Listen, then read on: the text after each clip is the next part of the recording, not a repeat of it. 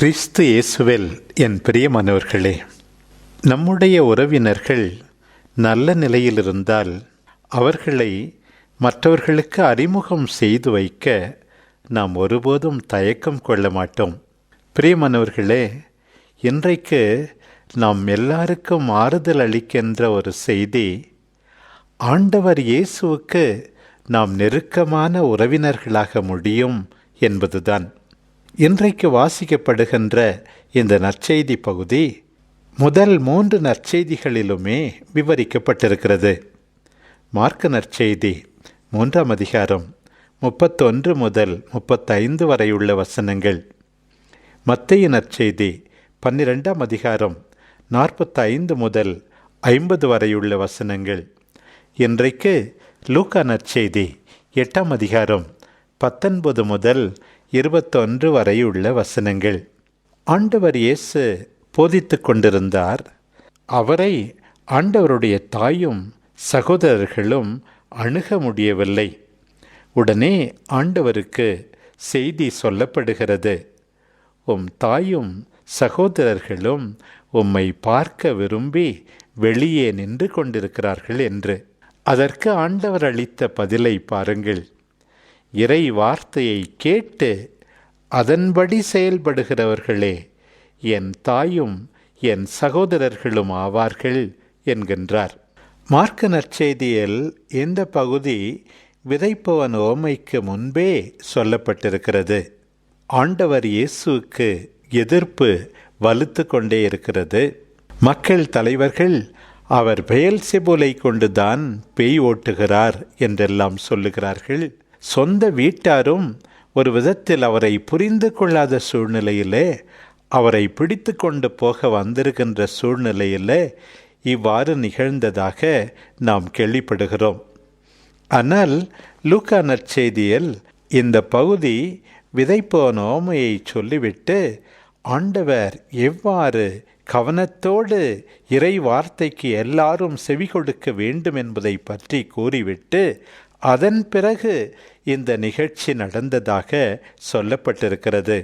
மார்க்கும் மத்தேயுவும் கடவுளின் திருவுளத்தை நிறைவேற்றுபவர்கள்தான் தன்னுடைய தாயும் சகோதரரும் என்று இயேசு கூறியதாக சொல்லப்பட்டிருக்கும் போது, இங்கே லூக்கா நற்செய்தியில் இறை வார்த்தையை கேட்டு அதன்படி செயல்படுகிறவர்களே என் தாயும் என் சகோதரர்களும் ஆவார்கள் என்று குறிப்பிடப்பட்டுள்ளது. பிரியமானவர்களே, நம்முடைய ஆன்மீக வாழ்வின் இரத்தின சுருக்கம் இதுதான். இறைவனுடைய விருப்பத்தை தெரிந்து கொண்டு அதை ஒவ்வொரு நாளும் நிறைவேற்றுவது. இறைவனின் விருப்பத்தை எவ்வாறு தெரிந்து கொள்வது?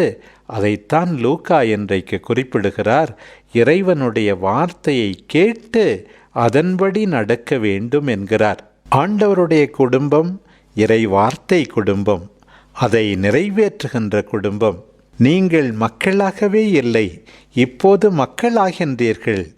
எவ்வாறு? ஆண்டவருடைய வார்த்தையை கேட்பதன் வழியாக. ஓசையா இறைவாக்கினர் 2ஆம் அதிகாரம் 23வது வசனம், பேதுரு எழுதிய முதல் திருமுகம் 2ஆம் அதிகாரம் 10வது வசனம். இவ்வாறு சொன்னதன் வழியாக ஆண்டவர் இயேசு தன்னுடைய தாயிடமிருந்து தம்மையே அந்நியப்படுத்தி கொள்ளுகிறார் என்று நாம் சொல்ல முடியாது. லூக்கா நற்செய்தியில் எந்த விதமான குழப்பத்தினூடேயும் பிரச்சனைகளினூடேயும் ஆண்டவர் இந்த வார்த்தைகளை சொல்லவில்லை. லூக்காவை பொறுத்த மட்டில் இறை வார்த்தையை கேட்டு அதற்கு கீழ்ப்படிந்தவர் நம்முடைய அன்பு தாய் அன்னை கன்னிமரியா. 1ஆம் அதிகாரம் 38வது வசனம் மற்றும் 45வது வசனம். அன்பு தாய் அன்னை கன்னிமரியா, யோசேப்பு, இவர்களின் குழந்தை இயேசு பாலன், இவர்கள் அடங்கிய குடும்பம் உண்மையாகவே பிரமாணிக்கத்துக்கு, உண்மையான வாழ்வுக்கு சிறந்த எடுத்துக்காட்டாக இருந்தது என்பதை லூக்கா ஏற்கனவே தன்னுடைய நற்செய்தியிலே குறிப்பிட்டுள்ளார்.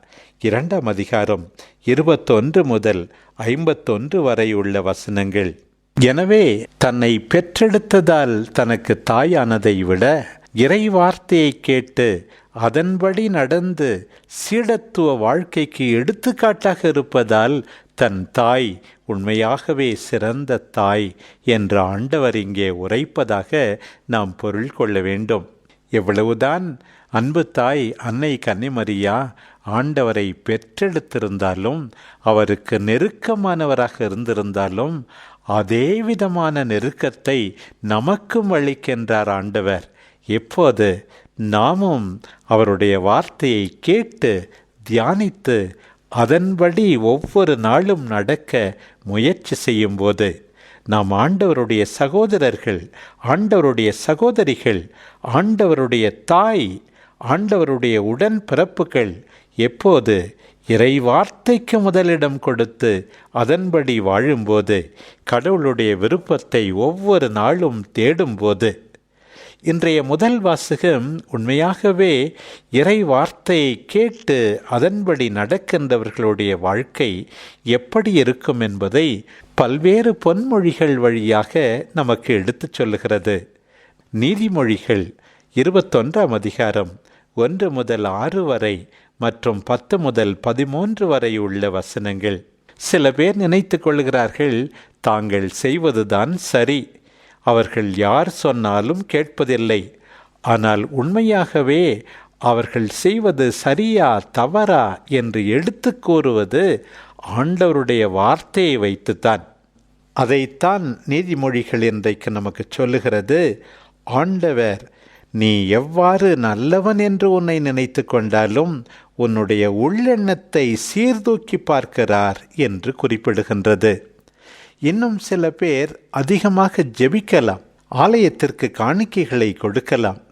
ஆனால் அவற்றால் அவர்கள் மிகச் சிறந்தவர்களா ஆண்டவர் முன் என்றால் இன்றைக்கு நாம் வாசிக்கின்றோம் இல்லை என்று.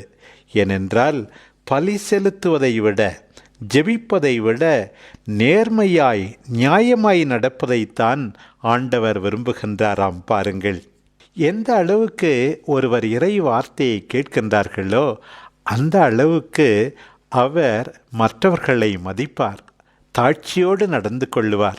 நீ ஆண்டவருடைய வார்த்தையை வாசித்துவிட்டு தியானித்துவிட்டு இருமாப்போடு இருக்கவே முடியாது. இன்றைக்கு நாம் வாசிக்கின்றோம், ஆண்டவருக்கு மேட்டிமையான பார்வை, இருமாப்பு கொண்ட உள்ளம் பிடிப்பதில்லை என்று. பொல்லார்தான் இவ்வாறு இருப்பார்கள். ஆண்டவருடைய வார்த்தையை கேட்கிறவர்கள், அதன்படி நடக்கிறவர்கள் அவ்வாறு இருக்க மாட்டார்கள் என்பதையும் நாம் தெரிந்து கொள்கிறோம். ஆண்டவருடைய வார்த்தையை கேட்பது, அதிகமாக ஜெபம் செய்வது, நம்முடைய கடமைகளை மறந்துவிட்டு சோம்பேறிகளாக திரிவதற்கல்ல. அதையும் இன்றைய முதல் வாசகம் குறிப்பிடுகின்றது. ஆண்டவருடைய வார்த்தையை கேட்பவர்கள் திட்டமிட்டு ஊக்கத்துடன் உழைப்பார்களாம். பாருங்கள், இன்னும் ஒன்று, ஆண்டவருடைய வார்த்தை உண்மையானது, நீதியானது, அதிலே போலி பித்தலாட்டம் கிடையாது. ஆண்டவருடைய வார்த்தைக்கு முதலிடம் கொடுப்பவர்கள் பொய் பேச மாட்டார்கள். அவ்வாறு பொய் பேசி பொருள் சேர்க்க மாட்டார்கள். அப்படி அவர்கள் பொருள் சேர்த்தால் அது காற்று போல மறைந்துவிடும், அவர்களுடைய உயிரே போகும் என்று சொல்லப்பட்டிருக்கிறது. எந்த அளவுக்கு ஆண்டவருக்கு நெருக்கமாகின்றோமோ, அவருடைய வார்த்தையால் புதிய உறவில் இணைகின்றோமோ, அந்த அளவுக்கு தேவையில் இருப்பவர்களை நாம் கனிவுடன் பார்ப்போமாம். ஏழை கூக்குரல் இடும்போது நம்முடைய காதை பொத்திக்கொள்ள மாட்டோமாம்.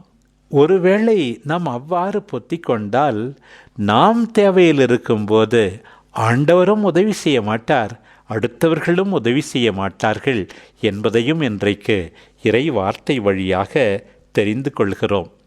பிரியமானவர்களே, ஆண்டவருடைய வார்த்தையை கேட்டு அதன்படி நடப்போம்.